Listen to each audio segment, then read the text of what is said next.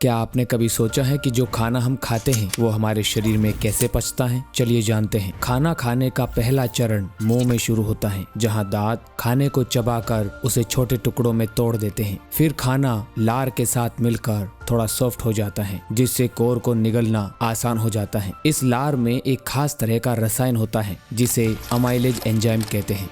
Amylase enzyme starch को sugar में बदलने का काम करता है और ये स्टार्च हमें आलू, रोटी, चावल जैसे खाने में मिलता है। यह एक तरह का कार्बोहाइड्रेट होता है। अमाइलेज एंजाइम स्टार्च की लंबी चेन को तोड़कर उसे छोटे छोटे शुगर मॉलिक्यूल्स में बदल देता है, जिससे खाने का स्वाद थोड़ा मीठा लगने लगता है, क्योंकि स्टार्च के टूटने से ग्लूकोज बनता है। खाना मुंह से निगलने के बाद खाना ग्रास नली से होकर पेट में जाता है। ग्रास नली में ऐसी मांसपेशियां होती हैं जो लहरों की तरह चलती हैं। इसे पेरिस्टाल्टिक क्रिया कहते हैं। यह क्रिया खाने के गोले को आगे की तरफ धकेलती है ताकि वह पेट में पहुंच सके। पेट में खाना पहुंचते ही गैस्ट्रिक जूसेस का छिड़काव होता है, जिसमें हाइड्रोक्लोरिक एसिड और पाचक एंजाइम्स जैसे कि पेप्सिन होते हैं। ये जूस खाने को और भी ज्यादा तोड़ता है और उसे सेमी लिक्विड पेस्ट में बदल देता है। हाइड्रोक्लोरिक एसिड खाने को नरम करने और बैक्टीरिया को मारने में मदद करता है, जबकि पेप्सिन प्रोटीन को छोटे पेप्टाइड्स में तोड़ता है। यह प्रक्रिया खाने को चीमे में बदल देती है, जो एक गाढ़ा सेमी लिक्विड मिश्रण होता है। यह गाढ़ा पेस्ट अगले चरण के लिए छोटी आंत में भेजा जाता है और छोटी आंत में 3 मुख्य गेट होते हैं जहां खाना रुकता है: डिओडेनम, जियनुनम और इलियम। छोटी आंत की कुल लंबाई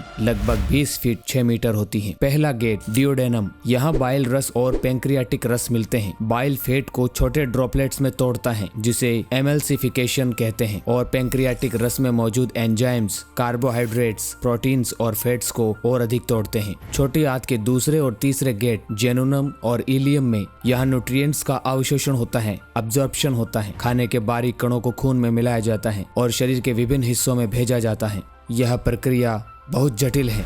जो कुछ भी छोटी आंत में अवशोषित नहीं होता वह बड़ी आंत में चला जाता है। यहाँ पानी का पुनरावशोषण होता है, रीअब्जॉर्प्शन होता है और बचा हुआ खाद्य पदार्थ मल में बदल जाता है। बड़ी आंत में बैक्टीरिया भी होते हैं जो कुछ विटामिन्स बनाते हैं जो शरीर द्वारा अवशोषित होते हैं। अंत में मल शरीर के अंतिम भाग मलाशय रेक्टम में संग्रहित होता है और फिर शरीर से बाहर निकलता है। हर चरण में शरीर खाने से ऊर्जा और पोषक तत्व निकालता है और बाकी बचे अनुपयोगी तत्वों को बाहर कर देता है। वीडियो अच्छा लगा हो तो लाइक जरूर करें। परमात्मा सबका कल्याण करें। धन्यवाद।